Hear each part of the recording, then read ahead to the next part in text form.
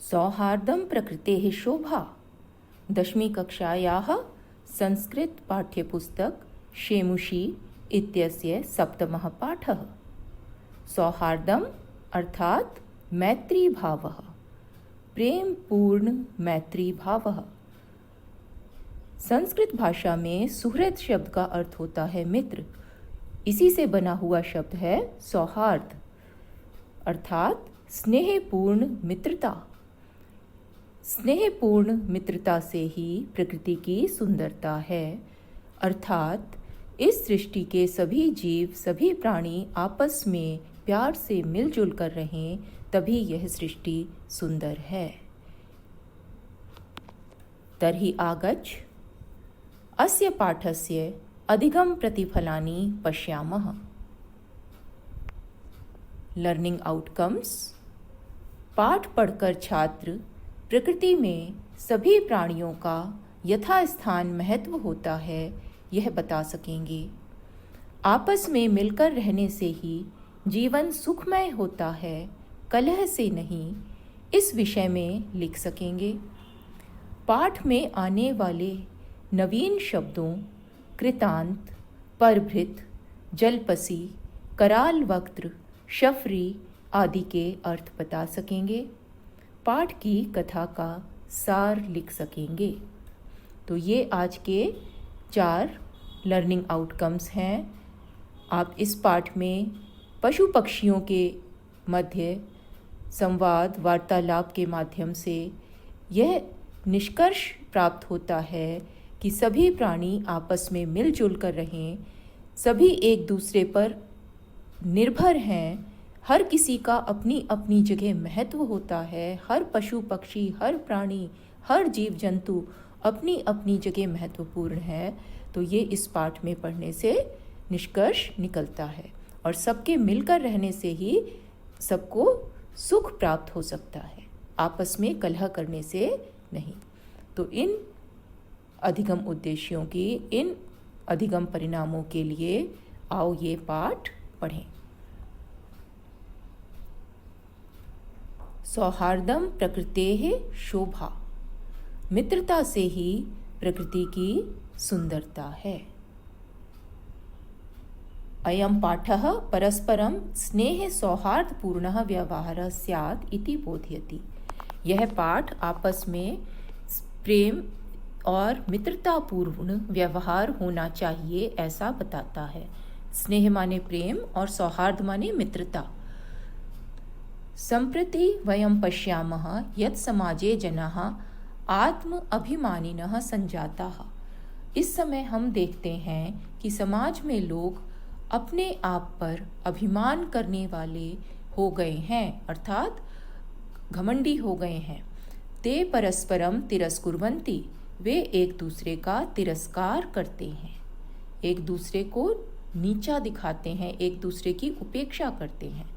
स्वार्थपूर्णे संलग्नाः ते परेषां कल्याण विषये नैव किमपि चिन्तयन्ति। अपने स्वार्थ को पूरा करने में लगे हुए वे दूसरों के परेशान यानी दूसरों के कल्याण के विषय में किमपि नैव चिन्तयन्ति, कुछ भी नहीं सोचते हैं। तेषां जीवन उद्देश्यम अधुना इदं संजातम। उनके जीवन का उद्देश्य अब यह हो गया है। नीचय है, अनीचय है, अति नीचय, अति नीच नीचय है, सर्वः उपायः है, फलमेव साध्यम। अर्थात नीच, अनीचे, नीचे, ऊंचे, अति नीचे, बहुत नीचे या और भी नीचे, कितना भी गिर जाएं, कितना भी निम्न काम कर लें, सभी उपायों से फलम एव साध्यम, अपना स्वार्थ ही पूरा करना अभीष्ट है, अपना स्वार्थ ही पूरा होना चाहिए। अर्थात अपने स्वार्थ को पूरे करने के लिए नीचे ऊंचे, बहुत ज़्यादा बुरे निंदित कितने भी काम क्यों ना करने पड़े, लेकिन फल प्राप्त होना चाहिए। तो ये आजकल के लोगों का जीवन का उद्देश्य हो गया है। नीचे है, नीचे है के बाद विसर्ग है, फिर है अनीचय है अर्थात ऊंचे, फिर अति नीच नीचय है, यह बहुत ज़्यादा निम्न श्रेणी के कामों से। सभी उपायों से फल ही प्राप्त होना चाहिए। अतः समाजे पारस्परिक स्नेहे संवर्धनाय अस्मिन् पाठे पशुपक्षिणां माध्यमेन समाजे व्यवहृतम् आत्म अभिमानं दर्शयन् प्रकृतिमातुः माध्यमेन अन्ते निष्कर्षः स्थापितः यत् काल अनुगुणं सर्वेषां महत्वं भवति, सर्वे अन्योन्याश्रिताः सन्ति। देखें इस वाक्य का अर्थ। अतः इसलिए समाज में पारस्परिक स्नेह संवर्धनाय आपसी प्रेम बढ़ाने के लिए इस पाठ में पशु पक्षियों के माध्यम से समाज में प्रचलित आत्म अभिमानम दर्शयन अपने लिए अभिमान को दिखाते हुए प्रकृति माता के माध्यम से अंत में निष्कर्ष प्राप्त होता है कि काल अनुगुणम समय के अनुसार सर्वेषां महत्वं भवति, सभी का महत्व होता है। सर्वे अन्योन्य आश्रिताः सन्ति, सभी एक दूसरे पर, अन्योन्य का मतलब एक दूसरे पर आश्रित हैं, निर्भर हैं। तो क्या संदेश प्राप्त होता है पशु पक्षियों के माध्यम से? ये मानव समाज का एक तरह से चित्रण है कि सभी लोग एक दूसरे पर निर्भर हैं, सभी को एक दूसरे की आवश्यकता पड़ती है, तो कोई भी नीचा नहीं है, कोई ऊंचा नहीं है, सभी को प्यार से रहना चाहिए। अतः अस्माभिः स्वकल्याणाय परस्परं स्नेहेन मैत्रीपूर्ण व्यवहारेण च भाव्यम्। अतः अस्माभिः, इसलिए हमें स्वकल्याणाय, अपने कल्याण के लिए, परस्परम स्नेहेन, आपस में प्यार से, स्नेह माने प्यार, आपस में प्यार से, मैत्रीपूर्ण व्यवहारेण, और मैत्रीपूर्व मित्रतापूर्वक व्यवहार से भाव्यम होना चाहिए। तो इस प्रकार का संदेश देता हुआ यह पाठ है। सौहार्दम प्रकृतेः शोभा, मित्रता से ही प्रकृति की सुंदरता है।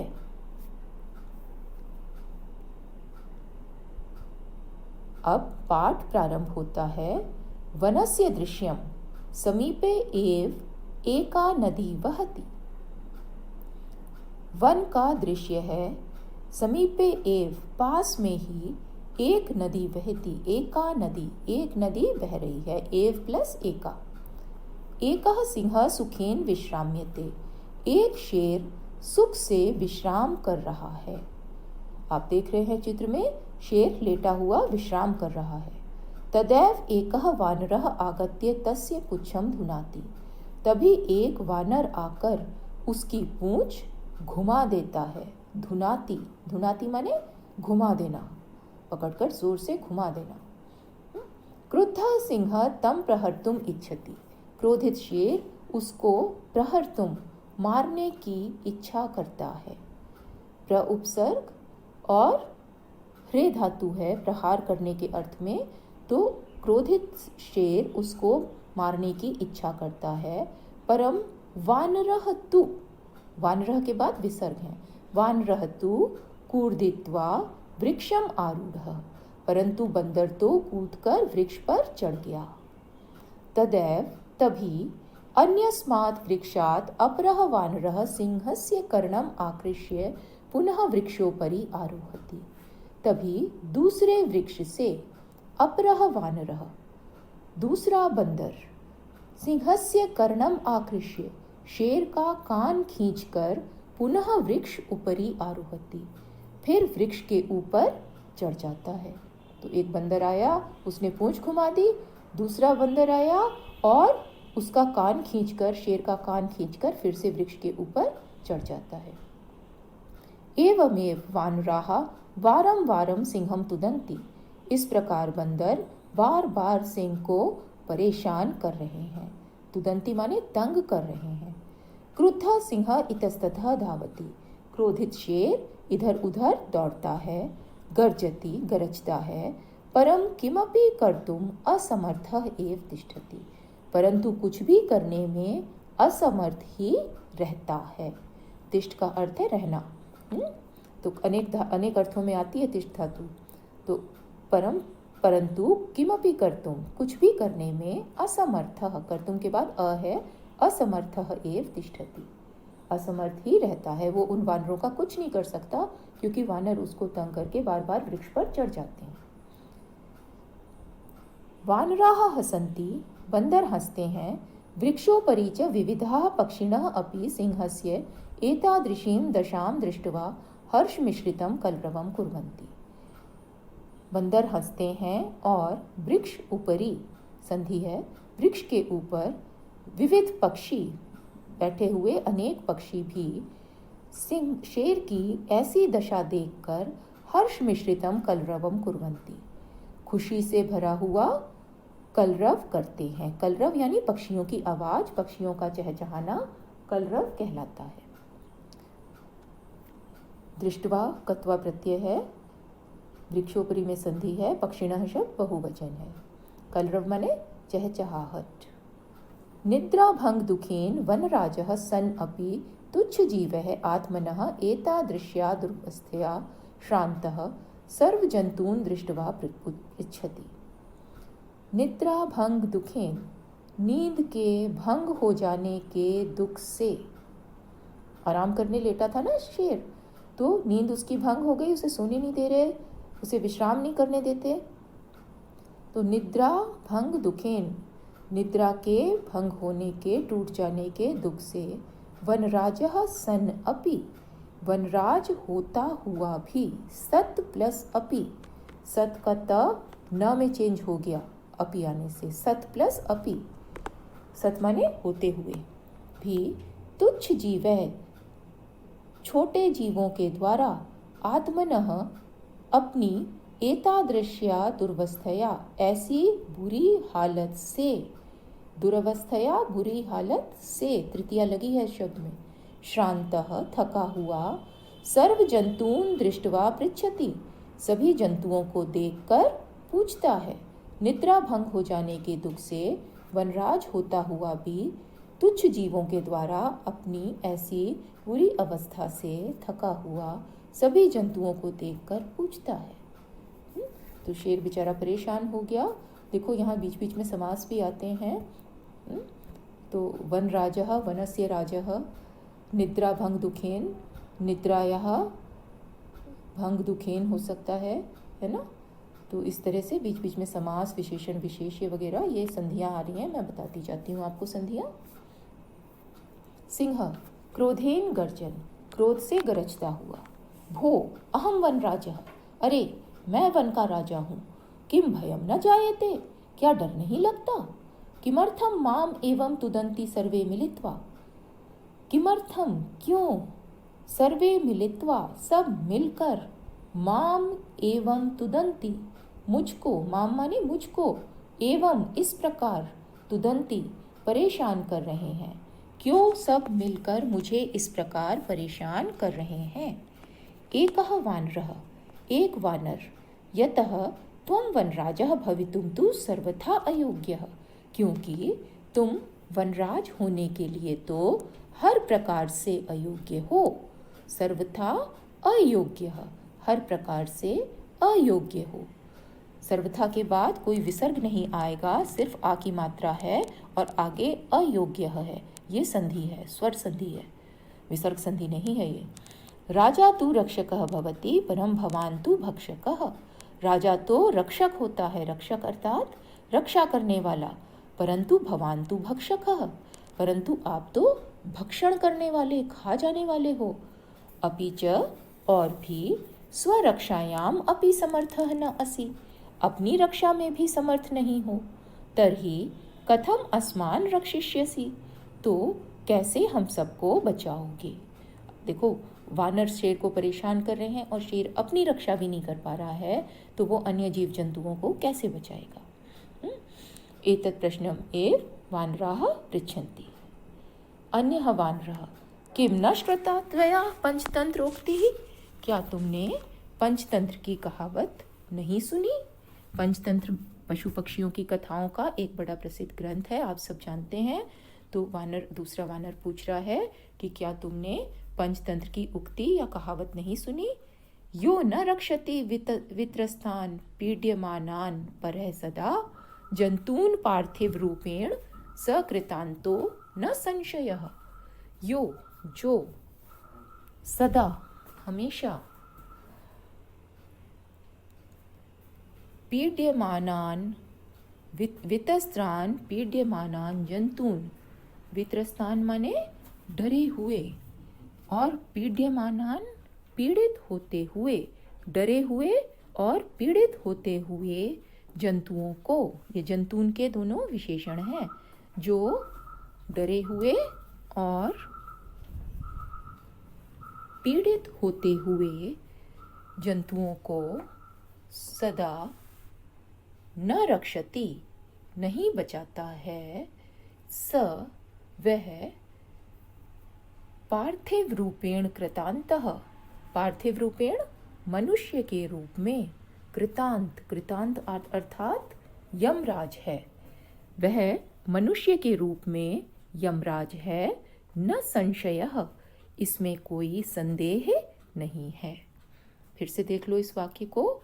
जो राजा, ये राजा के लिए आ रहा है, जो राजा सदा हमेशा वित्रस्तान पीड्यमानान जंतून, डरे हुए और पीड़ित होते हुए जंतुओं को, पीड्यमानान के बाद है परः है, दूसरों से, यानी पीड़ित करने वालों से, न रक्षति नहीं बचाता है, स वह पार्थिव रूपेण मनुष्य रूप में, पार्थिव का अर्थ यहाँ मनुष्य के लिए आ रहा है, मनुष्यों के रूप में, कृतांतः यमराज है, कृतांत शब्द का अर्थ है यमराज, न संशय, इसमें कोई संदेह नहीं है, अर्थात तुम राजा होने के तो बिल्कुल ही योग्य नहीं हो, तुम तो राजा के रूप में यमराज जैसे हो। तो किस प्रकार देखो शेर को कह रहे हैं। काकः आम सत्यम कथितम त्वया, कौवा कहता है हाँ सच कहा तुमने, वस्तुतः वनराजः भवितुम तु अहम एव योग्यः, वास्तव में वनराज होने के लिए तो अहम एव योग्यः, मैं ही योग्य हूँ। तो कौवे की बात सुनकर पिकः कोयल बोलता है, उपहसन हंसता हुआ, मजाक से हंसता हुआ, कथम त्वम योग्यः वनराजः भवितुम, कैसे तुम योग्य हो वनराज होने के लिए। यत्र तत्र का इति कर्कश ध्वनिना वातावरणम आकुलीकरोषि, यत्र तत्र जहाँ तहाँ, का इस कड़वी आवाज से, कर्कश जो आवाज सुनने में बुरी लगती है उसे कर्कश कहा जाता है। तो कर्कश ध्वनि जो आवाज सुनने में बुरी लगती है, कौवे की आवाज को आप जानते हो ना, कोई पसंद नहीं करता। कस्मै अपि न रोचते काकस्य ध्वनि। तो कर्कश ध्वनि के द्वारा वातावरणम आकुलीकरोषि, वातावरण को व्याकुल करते हो, अर्थात सारा माहौल खराब कर देते हो तुम अपनी काका की आवाज से। न रूपम न ध्वनि रस्ति, न ही रूप है और न ही ध्वनि है, ना तो तुम देखने में सुंदर हो, ना ही तुम्हारी आवाज सुंदर है। कृष्ण वर्णम, काले रंग के हो, कृष्ण माने काला, वर्ण माने रंग, काले रंग के हो। मेध्य अमेध्य भक्षकम त्वाम कथम वनराजम मन्यामहे वयम। मेध्य अमेध्य, मेध्य माने खाने योग्य, अमेध्य न खाने योग्य, भक्षकम तो न खाने योग्य और न खाने योग्य दोनों चीजों को खा जाने वाले, तुमको, त्वाम तुमको, कथम वनराजम मन्यामहे वयम, वयम हम सब, कथम वनराजम मन्यामहे कैसे वनराज मान लें। कौवा क्या खाता है, रोटी भी खाता है, दाने भी खा लेता है, और कीड़े मकोड़े भी खा लेता है, मरे हुए इंसेक्ट्स एनिमल्स भी खाता है। तो खाने योग्य और न खाने योग्य दोनों ही वस्तुएं वो खाता है, मेध्य अमेध्य। तो इस तरह के तुमको हम कैसे वनराज मान लें, मतलब ना तो तुम्हारी शक्ल अच्छी है, ना तुम्हारी आवाज़ अच्छी है, और ना तुम्हारा व्यवहार अच्छा है कि तुम कोई बड़े सदाचारी या अच्छे हो, तो हम तुम्हें कैसे वनराज मान लें। एतत् प्रश्न पिकः पृच्छति। काकः काकः कहता है, अरे अरे किम जल्पसि, अरे अरे क्या कह रहे हो, जल्पसि वदसि, अरे अरे क्या कह रहे हो, यदि अहम कृष्णवर्णः तर्हि त्वं किम गौरांगः, यदि मैं काले रंग का हूँ तो तुम क्या गोरे अंगों वाले हो, गौरांगः गोरे अंगों वाले। तो देखो ये कोयल का चित्र है, यहाँ दिखाई दे रहा है, काले रंग का कोयल है। अपि च विस्मर्यते किम यत् मम सत्यप्रियता तु जनानां कृते उदाहरण स्वरूपा।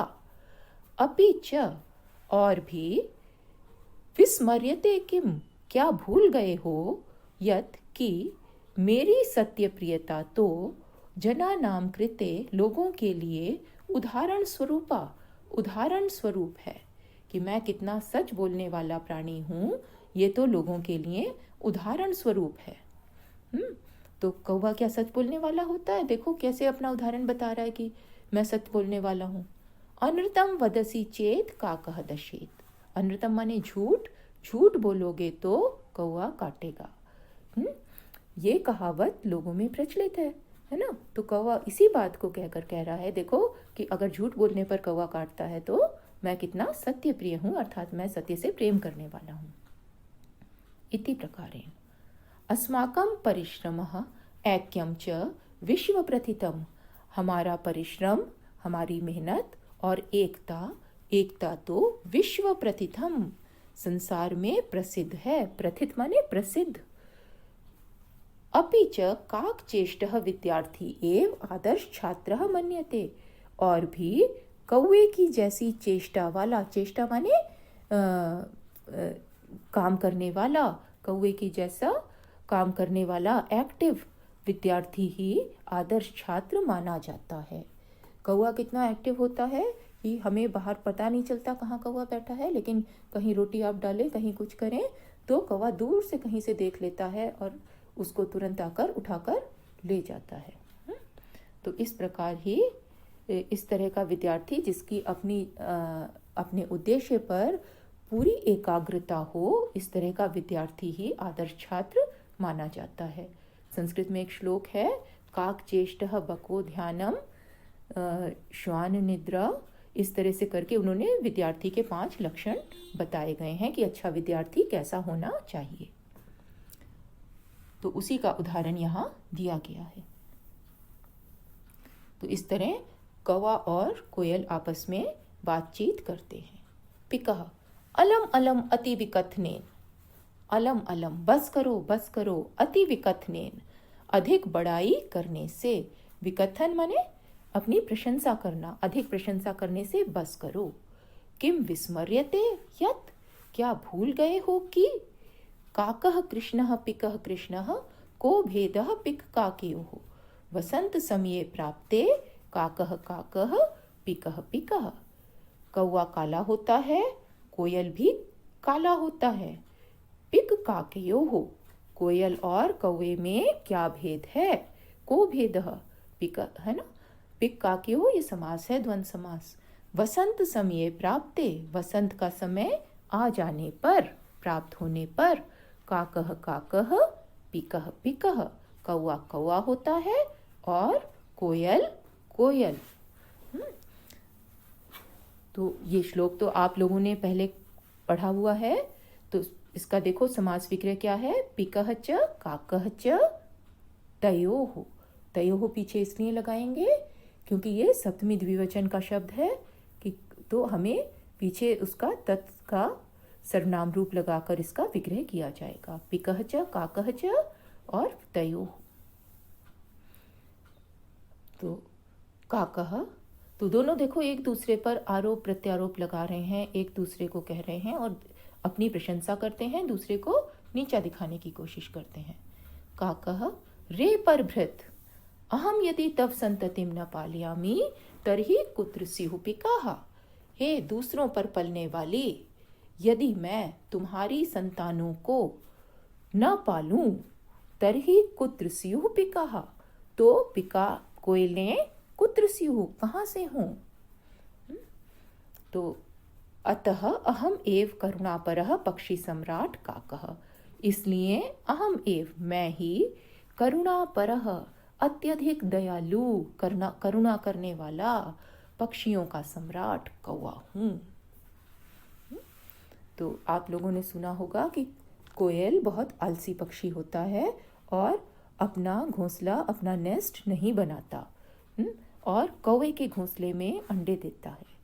तो कौवा कोयल के अंडों का भी पालन करता है, उसके बच्चों का भी पालन करता है। तो वो वही बात बता रहा है कि यदि मैं तुम्हारी संतानों को न पालूं तो कोयलें कहाँ से हों। दूसरों पर तो तुम डिपेंड हो और खुद राजा बनने की बात कर रहे हो, खुद अपने आप को अच्छा बता रहे हो। और मैं कितना दयालु हूँ कि मैं अपने बच्चों के साथ साथ तुम्हारे बच्चे भी पालता हूँ। तो मैं बहुत अधिक दयालु करुणापरः अत्यधिक करुणा वाला पक्षियों का सम्राट कौवा हूँ। पक्षी नाम सम्राटः, पक्षियों का सम्राट। गजः हाथी।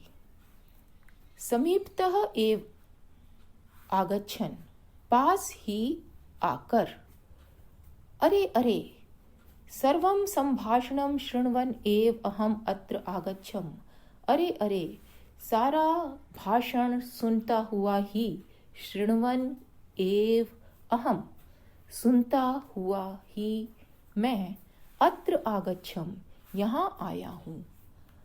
अहम विशालकायः बलशाली पराक्रमी च, मैं विशाल आकार वाला बलवान और पराक्रमी हूँ। मतलब मैं देखने में भी बड़ा हूँ, ताकतवर भी हूँ, और पराक्रमी माने हिम्मत भी है मुझ में, साहस भी है ना। तो एक हाथी ही है जो शेर से संघर्ष कर सकता है, लड़ सकता है वन में। सिंह वास्यात् अथवा अन्यः कोऽपि वन्य पशून् तु तुदन्तं जन्तुम् अहम स्वशुण्डेन पोथयित्वा मारयिष्यामि। क्या कहता है कि सिंह वा स्यात्, चाहे शेर हो, स्यात् माने हो, संभावना के अर्थ में है ना, विधिलिंग का रूप है ये अस का स्यात्।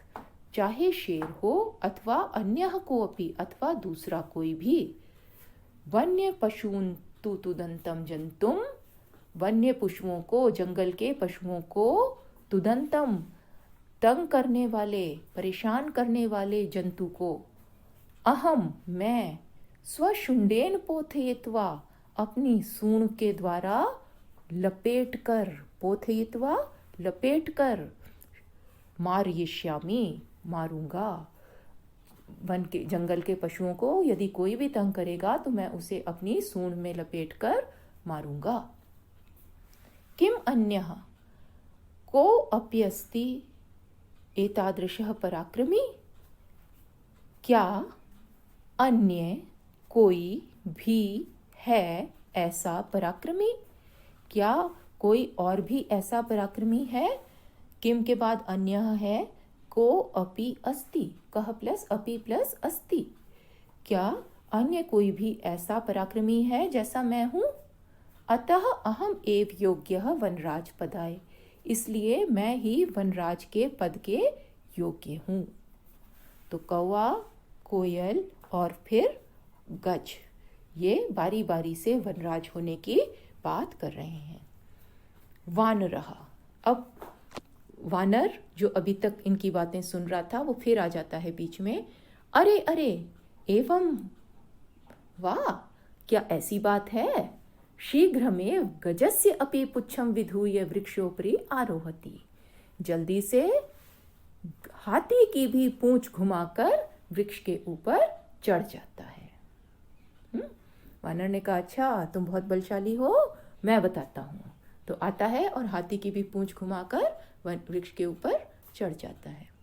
गजः तं वृक्षम एव स्वशुंडेन आलोडयितुम इच्छति, हाथी उस वृक्ष को ही अपनी सूंड से आलोडयितुम उखाड़ने की, हिलाने की इच्छा करता है। परम वानरः तु कूर्दित्वा अन्यम वृक्षम आरोहति, परंतु बंदर तो कूदकर दूसरे वृक्ष पर चढ़ जाता है।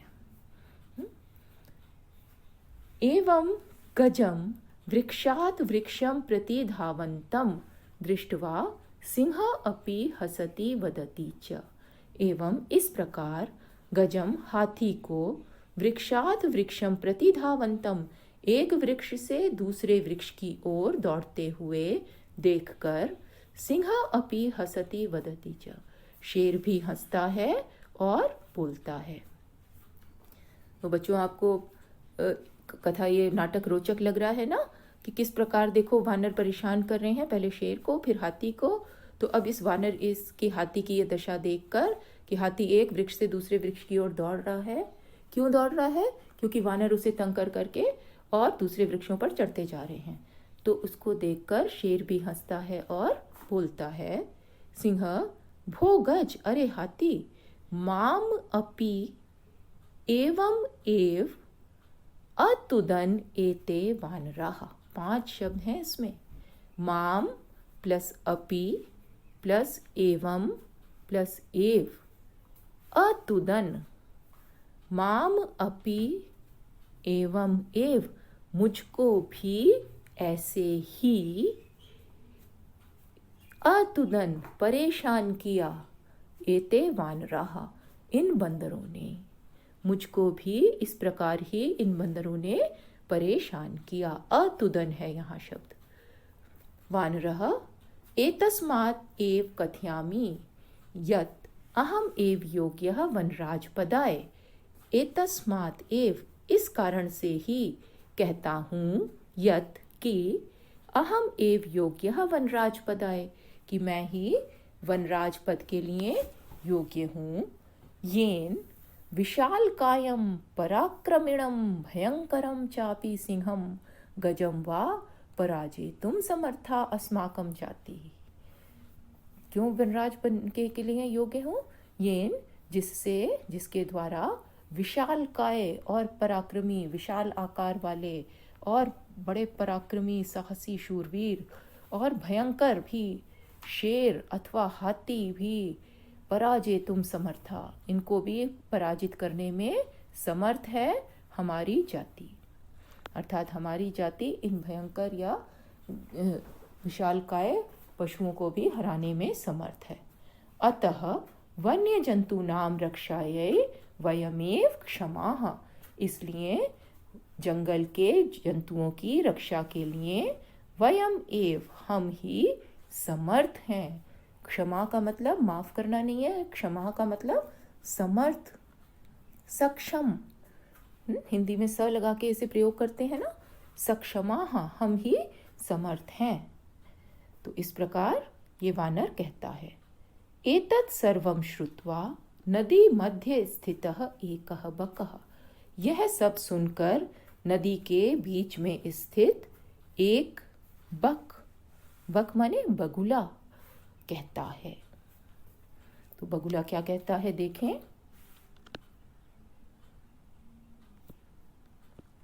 बकः अरे अरे माम विहाय कथम अन्यः कोऽपि राजा भवितुम अर्हति।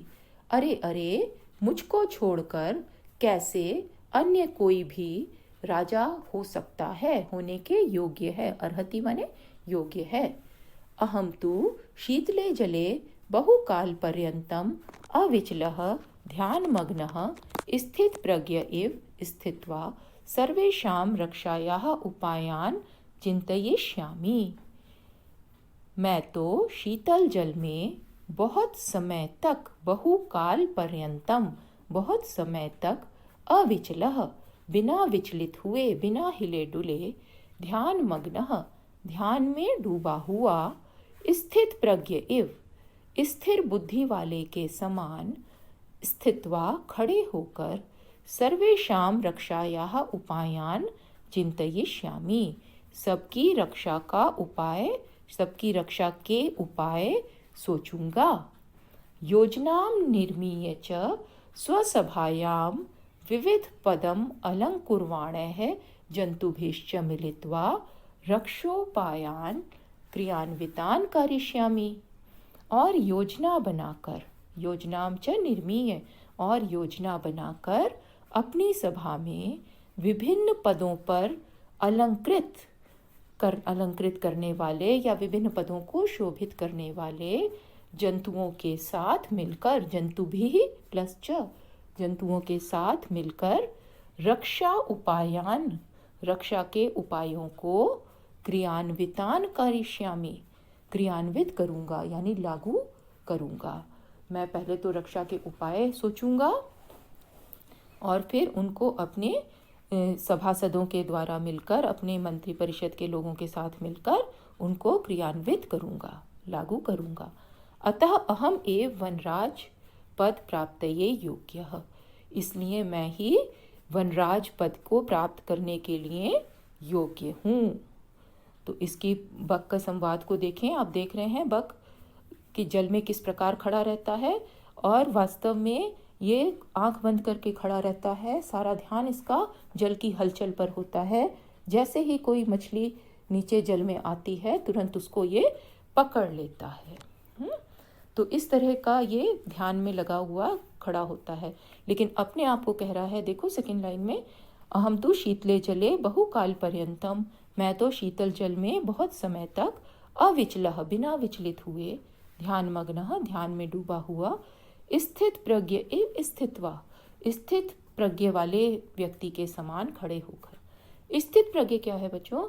स्थित प्रज्ञ गीता का एक शब्द है, भगवत गीता का, जिसमें स्थित प्रज्ञ का मतलब है कि जिसकी बुद्धि स्थिर है, जो सुख में, दुख में, हानि लाभ में विचलित नहीं होता, न घबराता है, निराश होता है, न बहुत अधिक खुश या उत्साहित हो जाता है, तो वो समान भाव रखता है, जिसकी बुद्धि स्थिर है।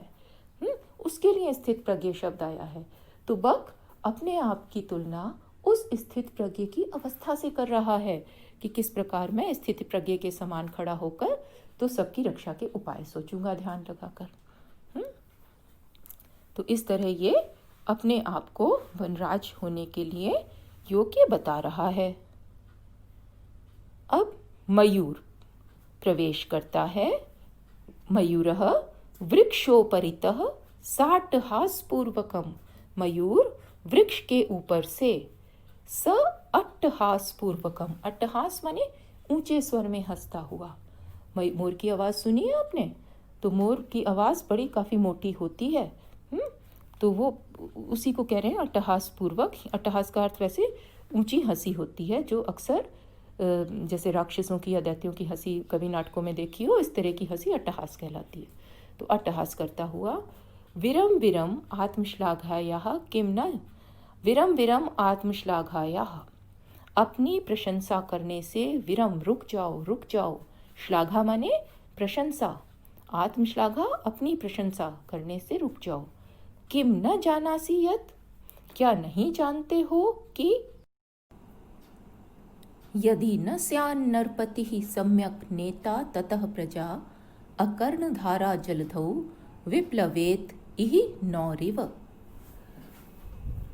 तो क्या कहता है मयूर? यदि सम्यक नरपतिः नेता न स्यात्, नरपतिः माने राजा और नेता, आजकल राजा नहीं होते, आजकल नेता होते कहलाते हैं।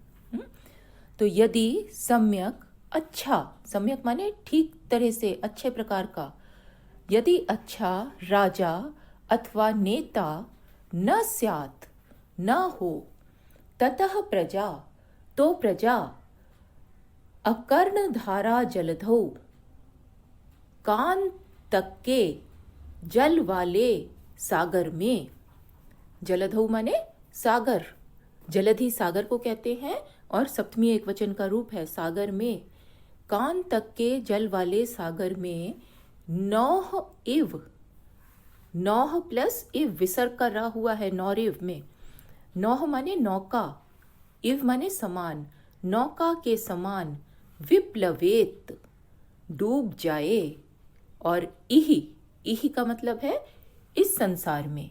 इहि शब्द को सबसे पहले लेकर अर्थ करें या बीच में उसे सम्मिलित करें।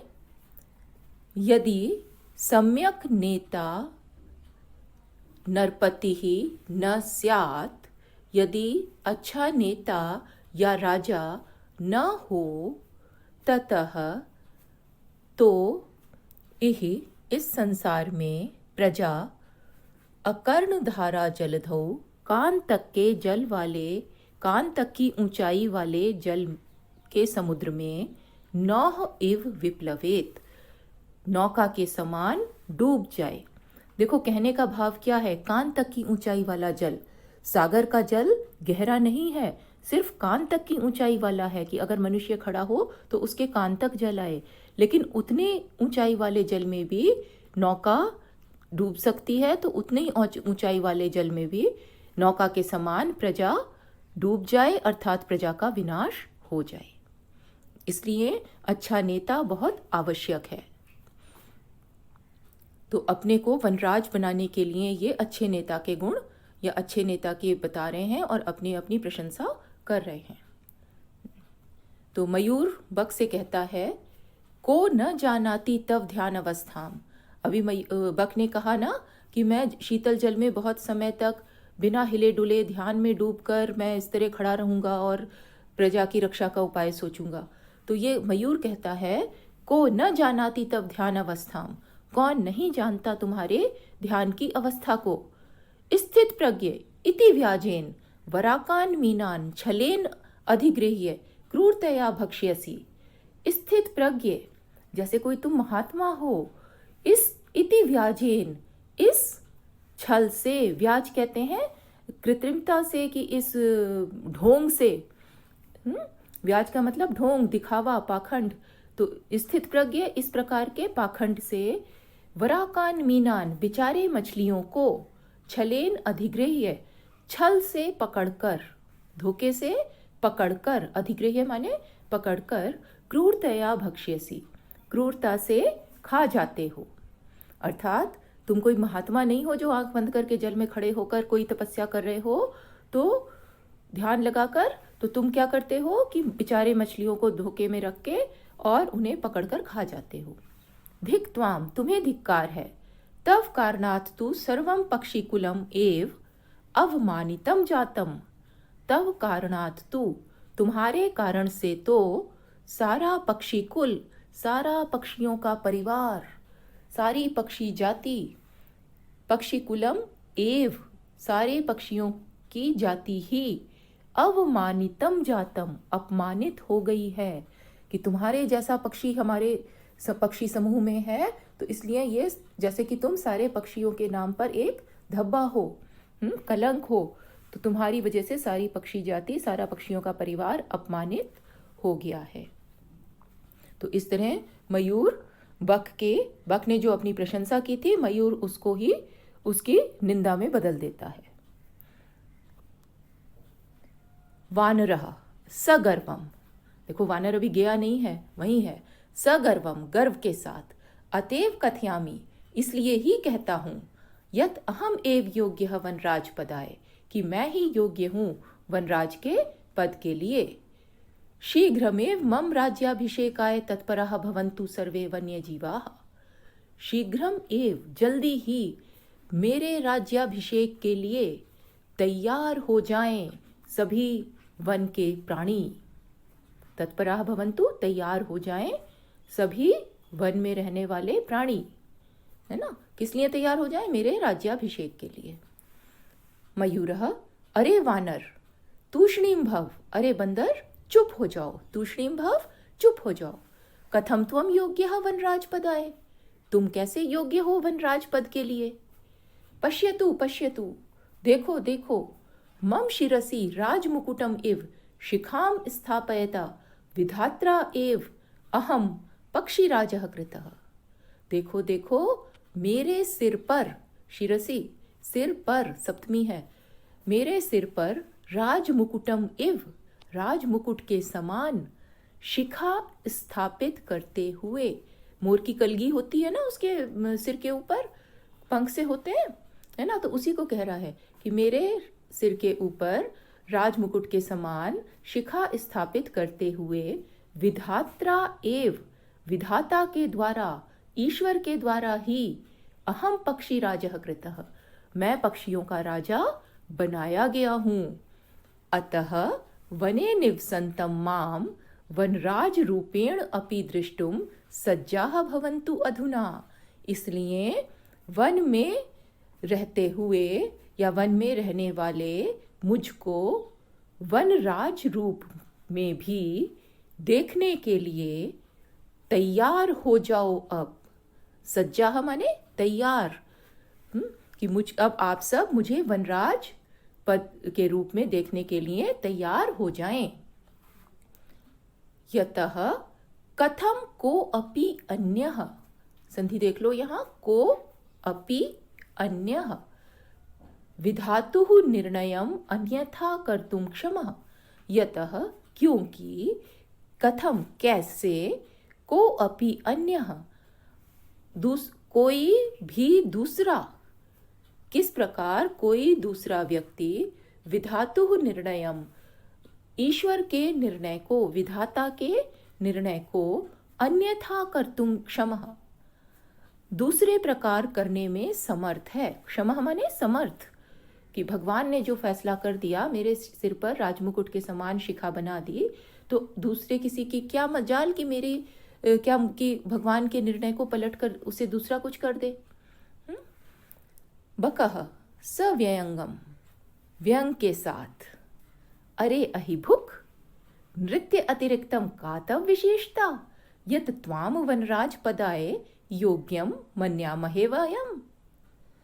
तो बक कहता है, व्यंग करता हुआ, उसकी हंसी उड़ाता हुआ, अरे अहिभुक, अहि माने सांप और भुक माने खाने वाला।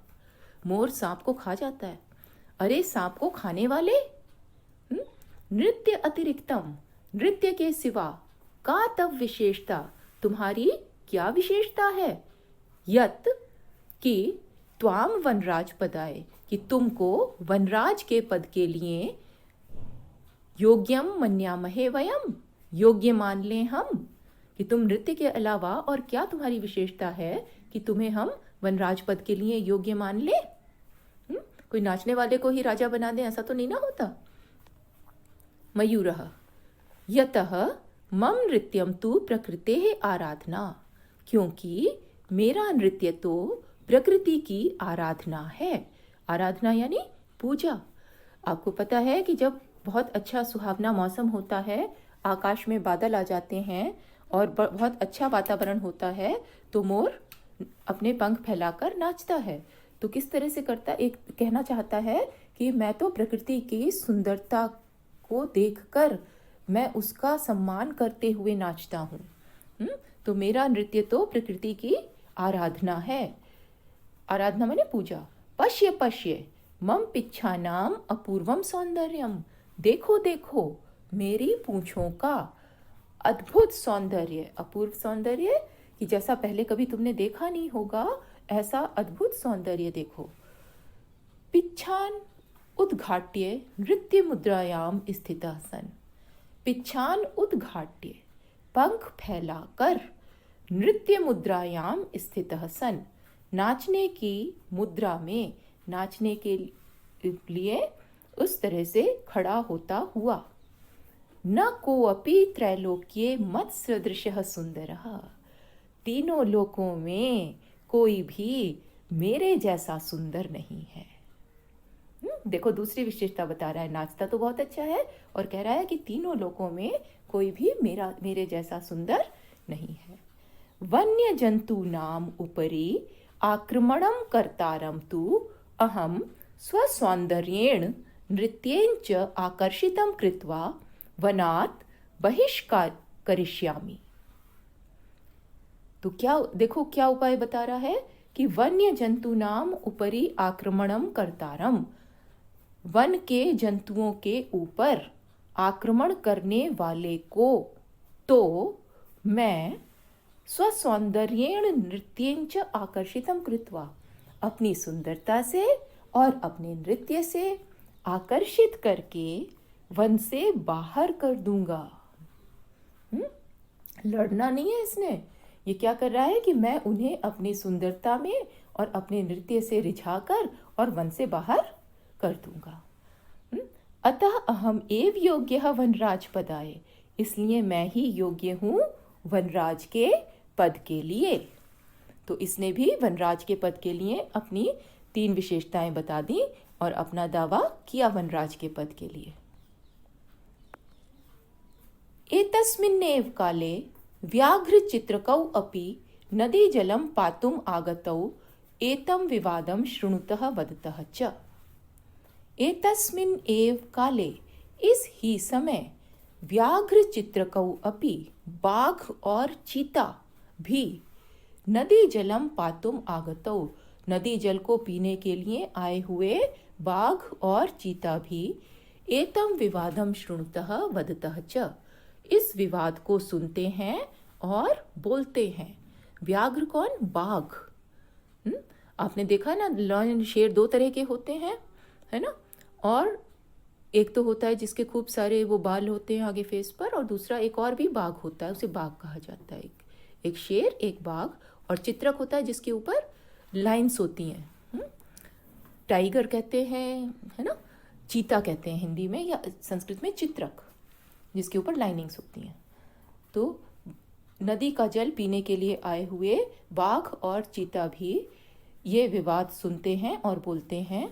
व्याघ्र चित्रकौ, देखो, व्याघ्र च चित्रकः च, द्वंद्व समास, व्याघ्र और चित्रक। अरे किम वनराज पदाय सुपात्रम चीयते, अरे क्या वनराज के पद के लिए योग्य पात्र चुना जा रहा है। एतद अर्थम तु आवाम एव योग्यौ, इसके लिए तो हम दोनों ही योग्य हैं। यस्य कस्य अपि चयनम कुर्वन्तु सर्वसम्मत्या, कह रहे हैं हम दोनों में से यस्य कस्य अपि, जिस भी किसी का चयन कर लो सर्वसम्मति से। सर्वसम्मति माने सबकी सहमति से, हम दोनों में से किसी एक का चयन कर लो। सिंह, तूष्णीम भव भो, अरे चुप हो जाओ। युवाम अपि मत सदृशो भक्षकौ न तु रक्षकौ, युवाम अपि, तुम दोनों भी, मत सदृशौ, मेरे समान, भक्षकौ, भक्षक हो, न तु रक्षकौ, रक्षक नहीं हो। तुम दोनों भी तो मेरे समान पशुओं को खाने वाले हो, है ना, इनकी रक्षा थोड़ी करते हो। एते वन्य जीवाः भक्षकम रक्षक पद योग्यम न मन्यन्ते, अतएव विचार विमर्शः प्रचलति। ये जंगल के जीव, ये वन के जीव भक्षक को, खाने वाले को रक्षक के पद के योग्य नहीं मानते, इसलिए ही विचार विमर्श चल रहा है। कि जो उनको खा जाता है पशुओं को, उसको तो ये राजा होने के योग्य ही नहीं मानते। तो इसीलिए तो ये सब सोच विचार चल रहा है। विचार विमर्श माने सोच विचार चल रहा है कि किसको राजा बनाया जाए। बकः सर्वथा सम्यक उक्तम सिंह महोदयेन, सर्वथा हर प्रकार से, सम्यक उक्तम ठीक कहा, सम्यक माने ठीक, उक्तम कहा, हर प्रकार से ठीक कहा, सिंह महोदयेन, शेर महोदय के द्वारा हर प्रकार से ठीक कहा गया। वस्तुतः एव सिंहेन बहुकाल पर्यंतम शासनम कृतम, परम अधुना तु को अपि पक्षी एव राजा इति निश्चेतव्यम, अत्र तु संशीतिलेशस्य अपि अवकाशः एव नास्ति। तो बक क्या कहता है? वस्तुतः एव, वास्तव में ही, सिंहेन बहुकाल पर्यंतम शासनम कृतम, शेर के द्वारा बहुत समय तक शासन कर लिया गया है।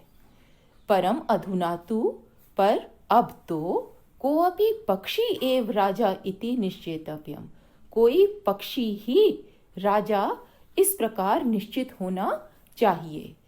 अत्र तु संशीतिलेशस्य अपि अवकाशः नास्ति, इसमें तो जरा से भी संदेह का मौका नहीं है। मतलब इस चीज में तो अब जरा भी संदेह नहीं है कि शेर तो बहुत समय तक राजा बन चुका, अब कोई पक्षी बनना चाहिए, है ना। जैसे आप देखते हो कि प्रजातंत्र में होता है ना कि ये बन गया, ये बहुत समय तक राजा रह गया, फिर दूसरी पार्टी को बना देते हैं, है ना। तो क्या कहते हैं कि उसने तो बहुत समय तक राजा हो गया, तो अब कोई दूसरा पक्षी होना चाहिए। अत्र तु, इसमें तो, संशीतिलेशस्य अपि, जरा भी संदेह, संशीति माने संदेह, लेश माने जरा सा भी संदेह होने का अवसर नहीं है। अवकाश माने कोई गुंजाइश नहीं है। सर्वे पक्षिणः सभी पक्षी उच्च है उच्च स्वर में आम आम हाँ हाँ कश्चित खगः एव वनराजः भविष्यति इति कोई पक्षी ही वनराज होगा ऐसा। परम कश्चिद अपि खगः आत्मानं विना न अन्यं कमपि अस्मै पदाय योग्यं चिन्तयति। परंतु कश्चित अपि खगः कोई भी पक्षी आत्मानं विना अपने बिना अन्यम कम अपि दूसरे किसी को भी अस्मै पदाय योग्यम न चिंतयन्ति इस पद के लिए योग्य नहीं सोचता है। न और अन्य में से न अलग करेंगे। परंतु कोई भी पक्षी अपने बिना दूसरे किसी को भी इस पद के लिए योग्य नहीं सोचता। तर्हि कथम निर्णयः भवेत् तो कैसे निर्णय हो। तदात्तः सर्वैः गहन निद्रायां निश्चिंतम स्वपंतम उलूकम वीक्ष्य विचारितम। तब उन सब के द्वारा गहरी नींद में गहन निद्रायाम गहरी नींद में निश्चिंतम स्वपंतम निश्चिंत होकर सोए हुए उल्लूकम वीक्ष्य विचारितम उल्लू को देखकर वीक्ष्य माने देखकर विचारितम विचार किया गया। उल्लू दिन में सोता है ना तो कहते हैं कि वो माना जाता है कहानियों में कि वो रात में देखता है और दिन में सोता है ना।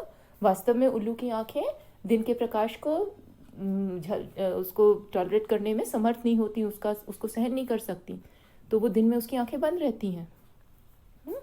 तो गहरी निद्रा में निश्चिंत रूप से सोए हुए उल्लू को देखकर उन्होंने विचार किया, सोचा यत एषः कि यह यत एषः कि यह आत्मश्लाघाहीनः पद निर्लिप्तः उलूको एव अस्माकं राजा भविष्यति कि यह आत्मश्लाघाहीनः अपनी प्रशंसा से रहित पद निर्लिप्तः पद से लगाव न रखने वाला, निर्लिप्त माने जो जिसे कोई लगाव नहीं है पद से, उल्लू को एव अस्माकम राजा भविष्यति यह उल्लू ही हमारा राजा होगा।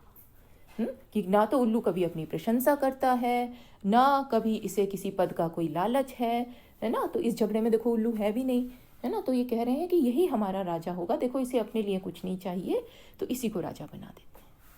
परस्परम आदिशन्ति च तद आनीयन्ताम नृपाभिषेक संबंधिनः संभारा इति।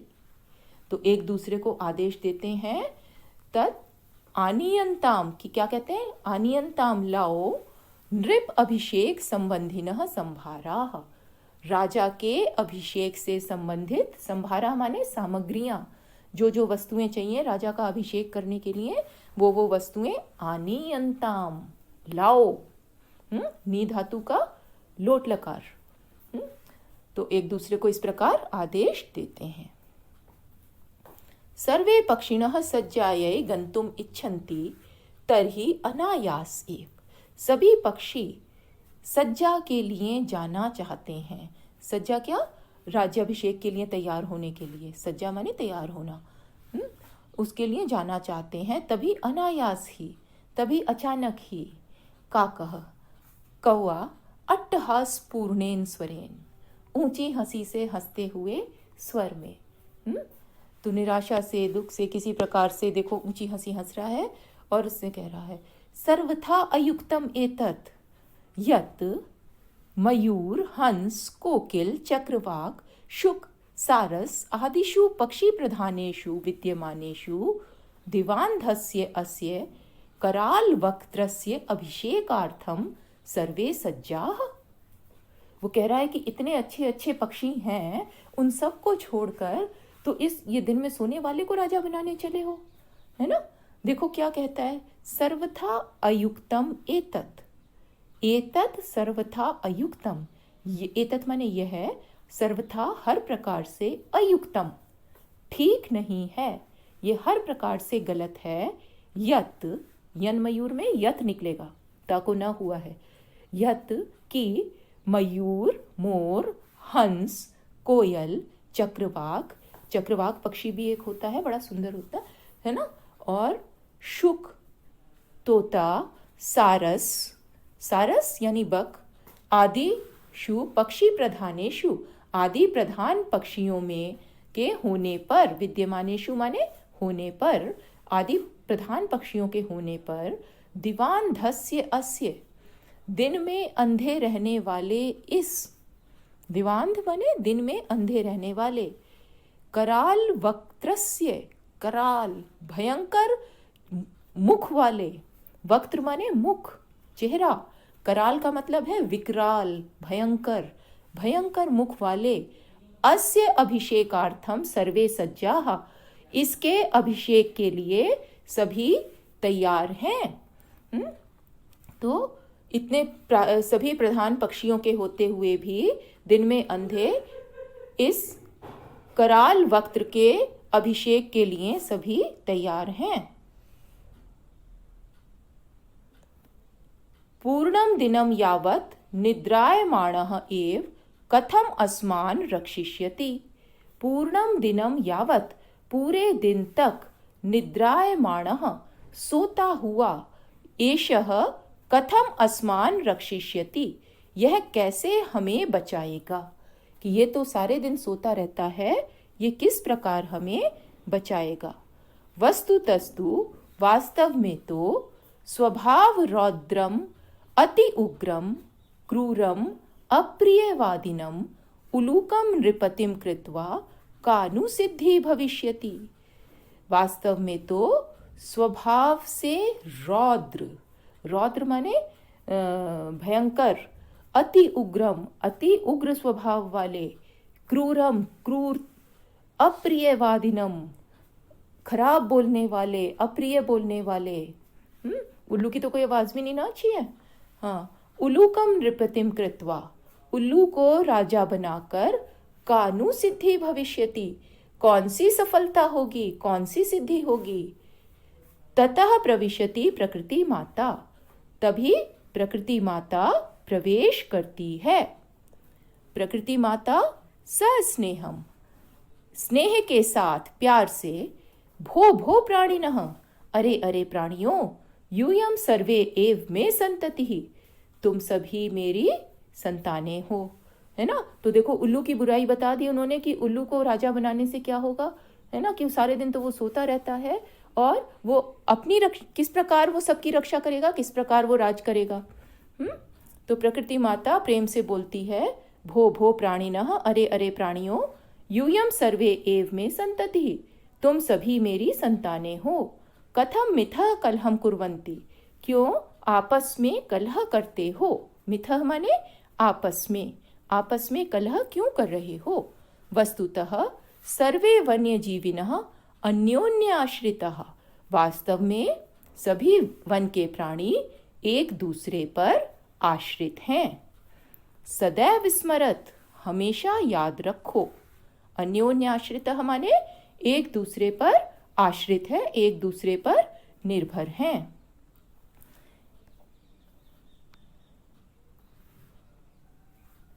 ददाति प्रतिगृह्णाति गुह्यम आख्याति पृच्छति भुंगते भोज्यते चैव षड्विधम प्रीति लक्षणम।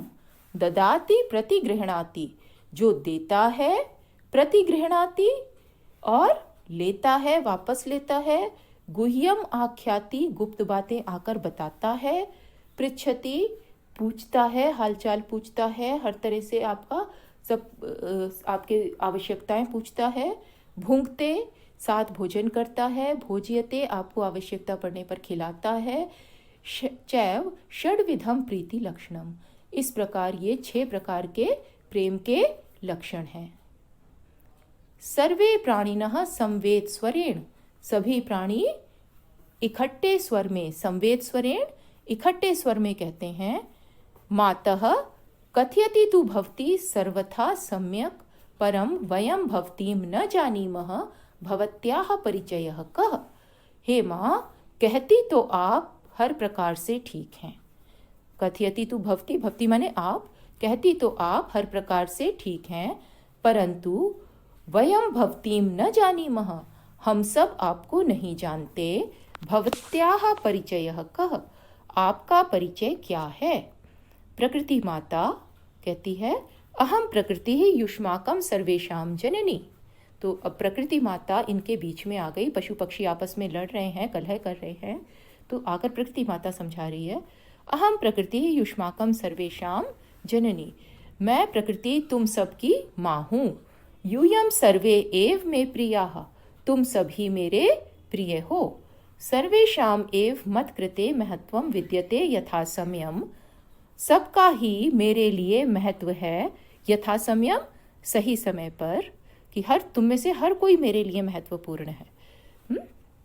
न तावत कलहेन समयम वृथा यापयन्तु, तो कलह से समय को व्यर्थ मत बिताओ, अपितु बल्कि मिलित्वा एव मोदध्वम, मिलकर ही प्रसन्न रहो। मोदध्वम प्रसन्न रहो, मुद धातु आत्मनेपदी होती है ना, तो मोदध्वम मिलकर प्रसन्न रहो। जीवनम च रसमयम कुरुध्वम, और जीवन को रसमय करो, जीवन को मधुर बनाओ। तो आप सब मिलकर प्रसन्न रहो और जीवन को रसमय बनाओ। तद यथा कथितम, तो जैसे कहा गया है। तो प्रकृति माता इन्हें समझाती है कि आपस में लड़ना नहीं है। प्रजा सुखे सुखम राज्यः, प्रजानाम च हिते हितम, नात्म प्रियम हितम राज्यः, प्रजानाम तु प्रियम हितम। प्रजा के सुख में राजा का सुख होता है, प्रजा नाम च हिते हितम, और प्रजा के हित में ही राजा का हित होता है। न आत्म प्रियम हितम राज्यः, राजा का कोई अपना प्रिय हित नहीं होता है ना, राजा अपने लिए कभी कुछ नहीं करता।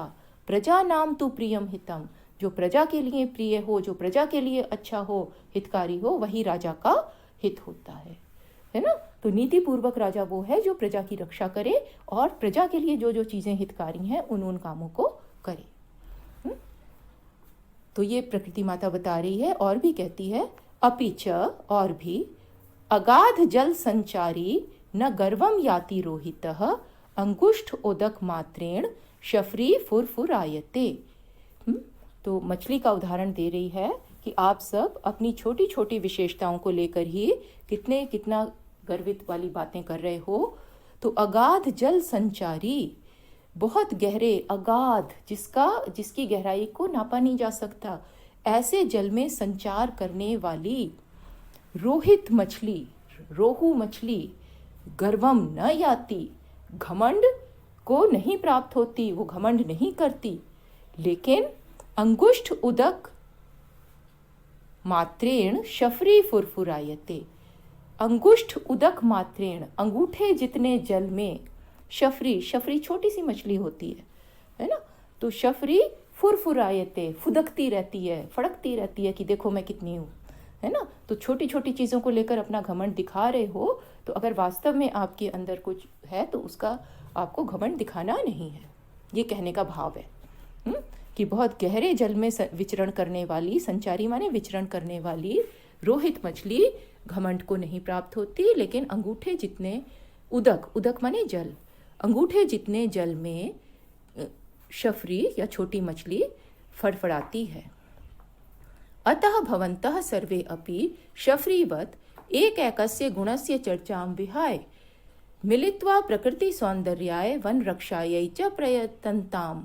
इसलिए आप सभी शफरी के समान एक एक गुण की चर्चा छोड़कर, विहाय माने छोड़कर, मिलित्वा मिलकर, प्रकृति सौंदर्याय प्रकृति के सौंदर्य के लिए, और वन रक्षायै और वन की रक्षा के लिए प्रयत्न करें।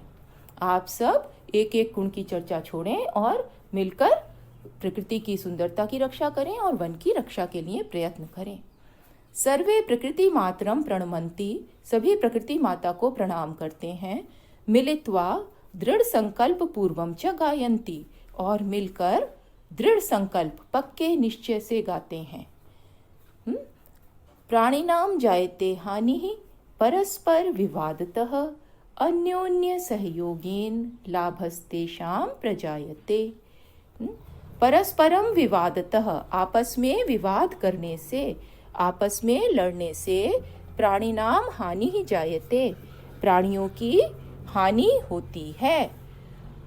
अन्यो अन्य सहयोगेन, एक दूसरे के साथ सहयोग करने से तेषाम लाभः प्रजायते, उनका लाभ होता है। तो अगर आपस में लड़ते हैं तो हानि होती है, और अगर एक दूसरे के साथ सहयोग करते हैं तो लाभ होता है। तो इस प्रकार ये आपने पाठ पढ़ा कि इस पाठ में सौहार्दम प्रकृति शोभा, किस प्रकार सभी प्राणी आपस में विवाद कर रहे हैं और किस तरह से प्रकृति माता आकर उन्हें समझा रही है। तो समाज में वास्तव में भी यही कुछ होता है कि हम सब अपने छोटे छोटे गुणों को बहुत महत्व देते हैं और दूसरों को तिरस्कार की दृष्टि से देखते हैं, या अपने स्वार्थ की सिद्धि में लगे होते हैं कि जिस भी किसी प्रकार से। तो ये नाटक हमें ये समझा गया कि आपस में लड़ने से सब हानि होती है, और आपस में एक दूसरे का सहयोग करने से ही सुखी समाज बनता है और सबको लाभ मिलता है। तो इस पाठ के जो लर्निंग आउटकम्स प्राप्त हुए, इस पाठ को पढ़कर आप सभी प्रकृति में सभी प्राणियों का यथास्थान महत्व होता है यह बता सकेंगे। आपस में मिलकर रहने से ही जीवन सुखमय होता है, कलह से नहीं, इस विषय में लिख सकेंगे। और पाठ में आने वाले नवीन शब्दों कृतांत, परभृत, जलपसी, कराल वक्त्र, शफरी आदि के अर्थ बता सकेंगे और पाठ की कथा का सार लिख सकेंगे। तो ये काम अब आप इस कथा को आप पढ़कर समझ गए हैं और ये सभी आप कर सकेंगे। तो इसके साथ ही ये आज का पाठ समाप्त होता है। धन्यवाद।